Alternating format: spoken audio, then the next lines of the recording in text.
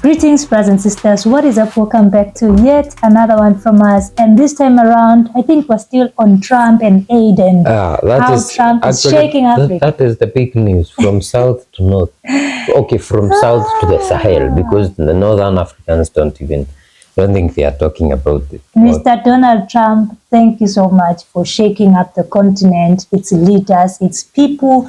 I'm so glad that African people are waking up. When you see comments in some of these posts that have to do with aid and how Trump has closed down aid to Africa and to aid, especially with many people are happy.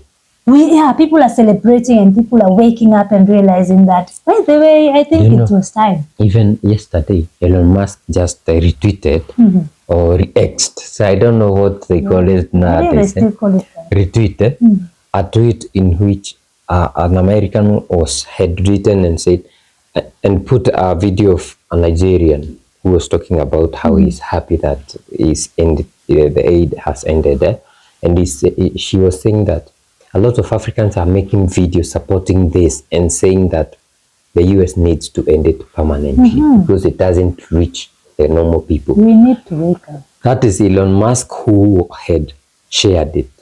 I know most Americans are not happy that Elon Musk is now the government. But when we talk, okay, we are not happy, especially when it comes to Gaza and other things. But I'm happy because they have ended the aid that Africa was depending on so much in such a way that what we collect as tax was being stolen. Yeah, so what is happening right now? Another complaint from Senegal. Ousmane Sonko, a country with gold, oil, and natural gas, among other minerals. Ousmane Sonko, the Prime Minister of Senegal, was just telling his people that, you know what? Trump has closed down a project that was worth more than 316 billion CFA.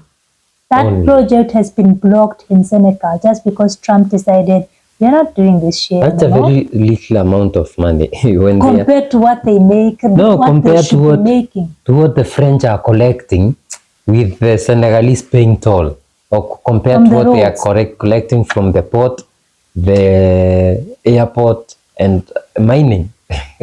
That's maybe 0.1%. I haven't heard from Tinubu with regards to this issue. What is he crying for? I'm sure you see a lot of Nigerians talking about it. We need to look for Tinubu. So this is what he said. This is what Ousmane Sonko said. You heard the President of the United States, Donald Trump, announce the suspension of all programs intended for developing countries for a period of 3 months. The time to evaluate them and decide on the follow-up. Senegal was to benefit from this project in the field of energy to the tune of more than $500 million. Sonko said on the sidelines of the launch of a project to supply drinking water in rural areas. He called on the Senegalese to concentrate more on work and reduce their dependence on external aid. Can we continue to hope for what comes from abroad? It is time to refocus on our work. That's what he said. Sonko is good. Sonko perfect. Jomai 50-50. At this point, I'm seeing them as 50-50, both of them, because you as a leader should not be the one telling people to refocus. You should be the one showing us the way. You should be the one refocusing. You should be the one leading. Traore in Burkina Faso did not tell the people this is what, he does tell them this is what should be done. And he leads from the front, showing them we are changing the agricultural sector. We are processing our own tomatoes. We are creating a new refinery called refinery, industry. We are doing, not to say we should be, and we are there going to launch a program for supplying drinking water, something that we should not even be thinking about right now. Drinking water should be when I was growing up in my village, the people of the village came together. And they were the labor and they contributed for the pipes. Then they looked for someone to design the intake. And that is how they supplied themselves with drinking water. They still, pay, small money for maintenance. Monthly by monthly. So the normal African politician would do this. Okay, USAID is no longer there. American money is not coming to supply 16 billion safer. Jomaifi will run to the IMF or wherever or Eurobond and take a loan to fund this project. But remember, they have not taken back their roads. Their road that France is making a lot of money from. They have not taken back their airport. They have not taken back their minerals, their gas, their oil and all that. But they will go take a loan rather than concentrate on their gold, which they are mining in Kedu. That is the problem with the African politician. But have you listened to even Ibrahim Traore will not even be talking about it. Koita Asimi, Abdulrahman Tiani, these guys won't even talk about these things. I mean, because to them, they want to be self-sufficient. And this is a way of being self-sufficient. You see, in Nigeria, if they can decide, we have our oil, we are getting a lot of money from tax, we are going just to fund ourselves, they can. But now the problem is, the politicians are the ones who are enjoying. But should we all honestly be talking about launching projects for drinking water right now, or bigger projects than this? Electricity, even roads. I mean roads, those small infrastructural projects. Should we really be there right now? It's a space where everybody is woken up. Everybody knows that we have the minerals, we have the money, we have the ability. Right now, we should be talking about refining our gold. We should be talking about processing our minerals and selling finished products of, bigger projects than water. Drinking water on a supply. Not even that. Petty projects. You know what they do here in Africa? Like, you find a project is worth maybe 100 billion CFA. For example, say in CFA because we are talking about CFA.